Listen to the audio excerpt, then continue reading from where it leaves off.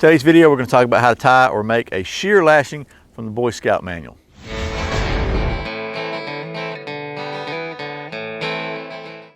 My name is Brian, and you're watching Survival on Purpose.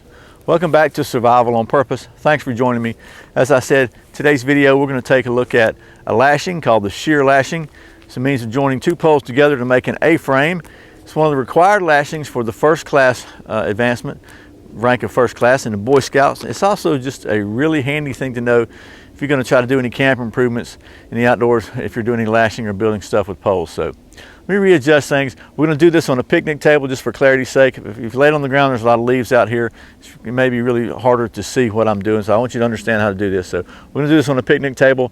Probably won't have a picnic table in the middle of the woods, but let me go and readjust things and we'll get started right away. Okay, so I got two poles here. One of them's longer than the other one, but that's okay. Just for demonstration purposes, it's really not going to matter. This will work just fine. And I've got some paracord here. Honestly, I don't really like paracord as much as some other stuff for lashing, but that's what I got right now. And this is kind of a different color, so hopefully you can see it. But the purpose again for shear lashing is to create an A-frame, something like this, that you can stand up and use for a lot of different purposes. But that's the reason you would use a shear lashing, because one of the things you got to do for the Boy Scouts anyways is to tell why you would need a shear lashing. So let's go ahead and get started. Okay, so I've got you zoomed in here on where we're going to create this lashing, and we're going to leave about a foot. It's about a foot. Here's the other end. You can barely see the end of my hand. About a foot of top. It's going to be at the top of the A. So first thing you want to do is tie a clove hitch. Let's talk about something real quick first. This is called the running end of the rope, which is the end you're going to work with to move, and the long end is the standing end. So we're going to go ahead, and when you're tying a clove hitch, I'm going to bring this over, bring the running end over, and like make an X, like so. And keep it coming on. Let's keep it going around so you have enough length to come back around and go back underneath the part you just did. So you really have two loops. So you'll have a loop on this end and a loop on this end, if you can see that. Kind of two loops. Can you see that, like two loops? You bring them together, what you'll have is an X. It'll look like an X, and that's a clove hitch. And it's just it's what you want to start a shear lashing with. Okay, so we got our clove hitch, and we've got the running end going towards the lashing, not away, because then you're going to be pulling back against yourself. Okay, so what you want to do in this case is you want to go, you're going to kind of alternate, weave under and then back over and come under here, like so. So you come under. You do it kind of loosely. You don't want it too tight, but you're going to want to do this probably, 3 or 4 times, kind of loosely. So, and kind of keep them together. And then so we got another one that we go over here, back under, and just, in other words, you're alternating back and forth above and beneath. So you wind up with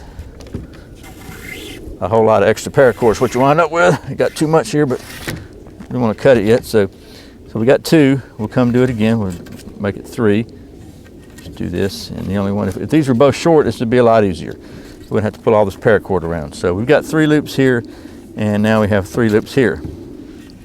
Okay, so those are called wraps. And usually you want to have at least 3 wraps depending on the lash. So now we've got the wraps, and it's a little bit loose where you have enough room for movement.